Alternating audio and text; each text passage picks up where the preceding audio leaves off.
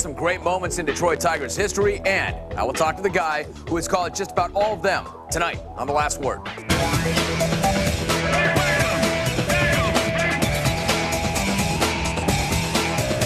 Word in Los Angeles, I am Jim Rome. An excellent show for you tonight. I will talk some baseball with a guy who has been broadcasting it for over 60 years, Hall of Famer Ernie Harwell. First up, though, a quick golf take. Now, things have gone from bad to worse for 17-year-old possible voices in the game. A pitch to Bergman is a strike. God, he stood there like the house by the side of the road and watched it go by. Baseball, when the last word returns in just over 60 seconds. Moat Johnson, he wrote a book called Standing the Gaff. Some fans got mad at him for a bad decision, and they literally threw the book at him. He was hit by his own book. In a broadcasting career that began back in 1940, Hall of Famer Ernie Harwell has seen more than his share of classic baseball moments. He shares many of his experiences in this new book entitled Ernie Harwell, My 60 Years in Baseball, and I am very happy to welcome him to the program right now. Ernie, it is a pleasure indeed to have you on the program. How are you? I'm doing fine, Jim. Good to be with you. Well, it's great to have you. This, of course, Ernie, is going to be your last season in the booth. How did you know that it was time? Well, I felt like I should quit better sooner than later, because I didn't want people saying, I heard your last broadcast, Ernie, and it should have been. You know, Ernie, 55 years in broadcasting, 42 with the Tigers. Have you thought about what that last game is going to be like and what you might say? Well, I've thought about it a little bit, but I don't want to make it too contrived, Jim. It's just going to come to me, and whatever emotions I have that day, I'll try to express in the best way possible. The people here have been so great to me that I feel like I do owe them somewhat of a goodbye. Otherwise, I'd just like to sneak away and not do anything. You know, what do you think? When you look back, what do you think you'll miss most about it? I think I'll miss the fellowship and the camaraderie in baseball, the people that I've met over the years. I've been very fortunate to be friends of a lot of great players and a lot of bad players, but guys who are good, and I've enjoyed being around all of them. You know, I wonder, when the team started off 0-11 this season, if maybe you didn't ask yourself, maybe I should have left last year. Well, that doesn't bother me too much. I've had good teams and I've had bad teams over the years, but I look at each game as a different entity. They're like snowflakes. Every game is different. And it's a challenge to me as the announcer to see whether I can react with my brain and my mouth and see if I can call the play fairly decently. You know, Ernie, perhaps many baseball fans know that you were the first active broadcaster to be inducted into the Baseball Hall of Fame. I'm not so sure, though, how many know you were the first broadcaster traded for a player. How exactly did that go down? Well, that happened in Atlanta. I came out of the Marines in 1946, began to do the games in the Atlanta Association, in the Southern Association, the Atlanta Crackers. And Red Barber, the great announcer in Brooklyn, became ill on a trip to Pittsburgh, and they didn't know whether he was going to come back or when he might come back. And his boss, Branch Rickey, got in touch with the owner of the Atlanta Crackers, the guy I worked for, Mr. Earl Mann, and said, I'd like to have Ernie come up and replace Red Barber. Well, Earl said, Mr. Rickey, that's fine, but I've got him under contract, and if you really want him, you send me your catcher from Montreal, Cliff Dapper. So I got to the big leagues, Jim, traded for a minor league catcher. Isn't that great? And then when you finally get there, you make your professional debut. It's a Dodger-Cubs game. You're at Ebbets Field. Jackie Robinson steals home in the first inning, much to the consternation of Monk Meyer. And Monk, he didn't care very much for that. In fact, he made sure that everybody at home knew that also, didn't he? Oh, yeah. He spouted off a lot at the umpire. He said some obscenities, and it got over the broadcast, and he was tossed out of the ball game and suspended. And the Dodgers finally went on and won the game, and I was glad to get that first one over. I got the streetcar back to the Bassett Hotel in Brooklyn Heights and heaved a big sigh of relief. And of course, Ernie, you have your own style and you have a number of sayings. One that the fans have always identified with, when talking about a player who was called out on strikes looking, you would say he stood there like the house on the side of the road. Where did that come from? That came from a poem by Sam Walter Foss. It was written back in the 1880s. And when I was a tongue-tied kid back in Georgia, I had to make speeches and debate every month in the public schools. So I learned that declamation.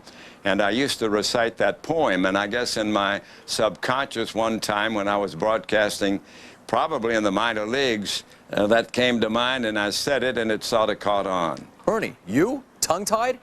Yes, I was. I was tongue-tied up until about the age of 7 or 8, and I had a great elocution or expression teacher, as we called him. You'd call him a speech therapist now. And she helped me, and through the grace of God, I overcame that handicap. You know, you've seen so many classic games and so many classic moments. Of course, you were there in 1951 when the Giants and Dodgers had their playoff game. I think we all look back on that, and most of us think about Russ Hodges and his classic, the Giants win the pennant, the Giants win the pennant call. But you were also there, but you were on the TV side. How did you call that moment? Well, I said it's gone, and then I let the camera take over, and then I got home after the ball game, and my wife Lula looked at me and she said, "Ernie, you've had that stunned look on your face only twice, when we were married and when the kids were born." But Russ did a great job on that on the radio, I think, and that's one of the most famous broadcasts of all time. Russ saying the Giants win the pennant, the Giants win the pennant. You know, you talk about how many great players you've seen. As you go back, and because you've seen so much, Ernie, let me bounce a couple of things off you. I think it's generally accepted, perhaps, that Willie Mays was the greatest defensive outfielder of all time. Do you see it that way, or maybe was it Al Kaline? No, I think Willie was probably a little bit better, and Willie had more all-around ability than Al. Al's a great friend of mine and a terrific right fielder, but I think all in all you'd have to put Willie on the top of the heap. What about pitching? Sandy Koufax or Warren Spahn? Well, I'd take Warren Spahn because he won more games than any other left-hander. For the short term, I might take Mr. Koufax, but he had that arthritic elbow that shortened his career. He could certainly dominate a game more than any single left-hander, I think. You know, have you ever seen anything like that? Sandy Koufax coming on the scene, and as you point out, of course, it was a shortened career, but for the time that he was there, as dominant as he was, the flair that he had, the charisma that he had, have you ever seen anything quite like that in the game? No, I don't think so. We had a very charismatic young man here, Mark the Bird Fidrich, but he had only 1 year, and he certainly didn't have the ability that Sandy had.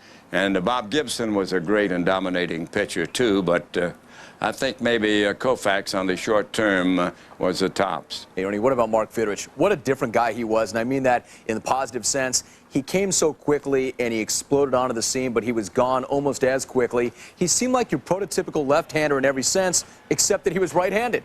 Well, he was, and all he wanted to do was to talk to the ball and throw it past the hitters. And he was a breath of fresh air when baseball was having a struggle at that time.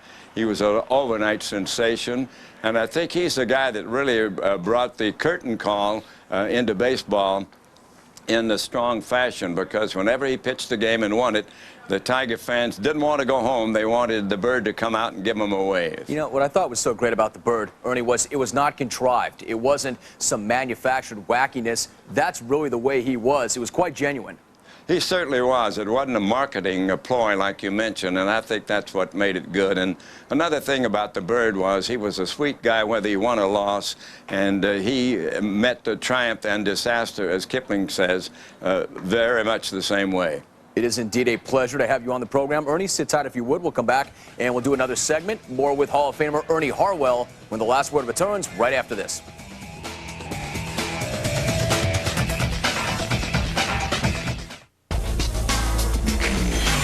Harwell, whose new book is entitled Ernie Harwell, My 60 Years in Baseball. You know, a few moments ago, Ernie, you talked about Bob Gibson.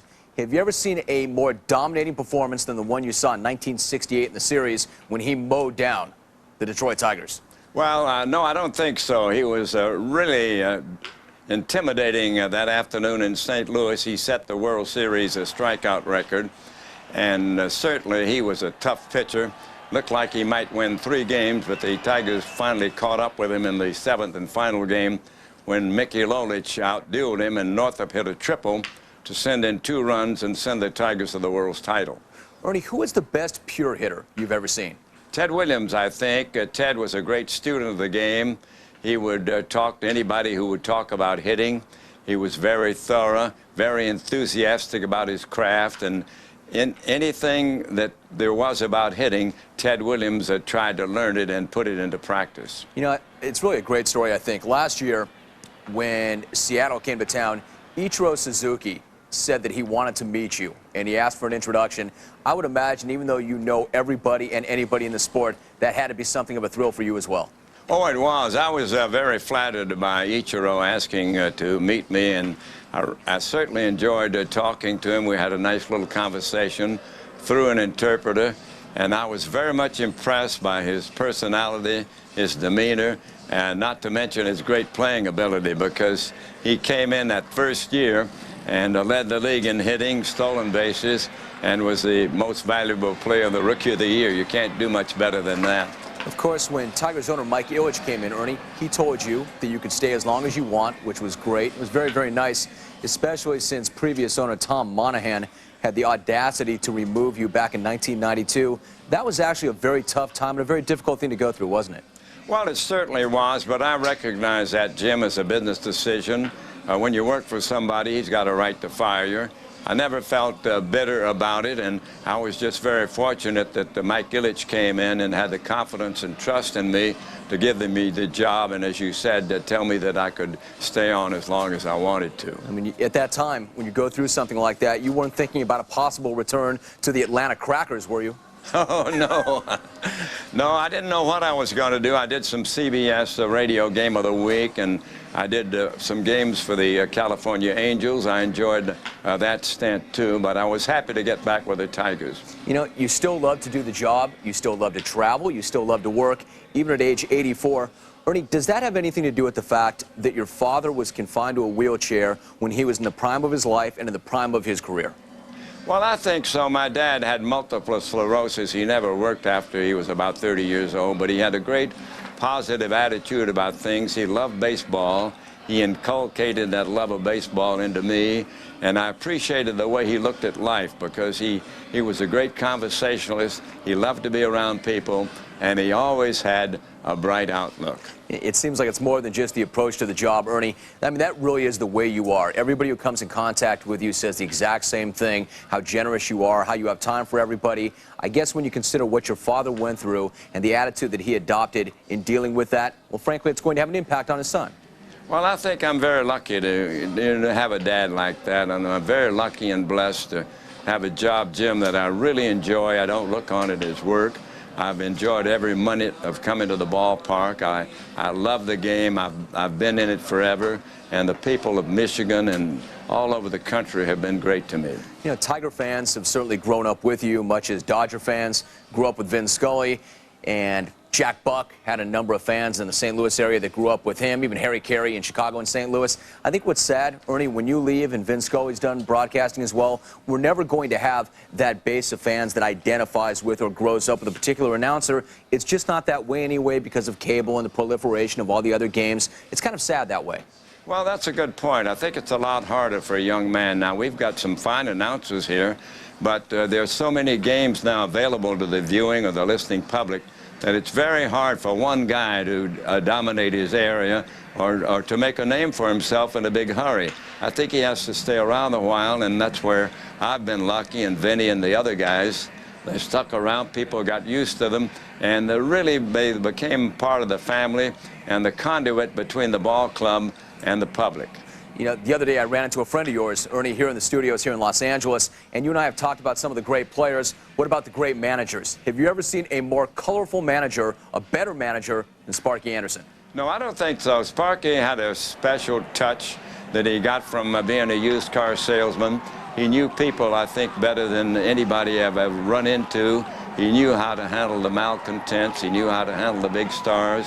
He knew how to handle the youngsters and the rookies, and he melded them all together in some pretty good teams, not to mention the fact that he was a good strategist from the dugout. You know, Tiger Stadium, of course, is no longer with us. Probably it was time for a new stadium because that's the direction that we're going in. When you look at the revenue streams and everything else, I mean, everything has its time. Was it sad to see the old ballpark go, though? I was. It was a bittersweet time when we gave up on Tiger Stadium. But moving into Comerica Park here in Detroit has softened the blow because we've got a great ballpark here. And I like the fact that the people that built Comerica Park took into consideration that the pitchers deserved a little bit of a break. All the rule makers and ballpark builders over the last several years have favored the hitters. And I think the pendulum has got to swing back, Jim, a little bit toward the pitching and defense. So, Ernie, what will you do when the time comes when you finally do not need to get up and go to the ballpark? what will you do? Well, I still write a column in the Free Press. I'll do some speaking. I'll do some of my commercial work. But most of all, I'll visit the ballpark from time to time and renew my friendship with the guys that have been around and just enjoy the game still. Well, you certainly have earned that right. I'm glad you took the time to put your thoughts and experiences to paper along with Tom Keegan. Ernie, it was a distinct pleasure to have you on the show. Thank you very much, and good luck to you. Thank you, Jim. Ernie Harwell, a living legend. All right, then. I will be right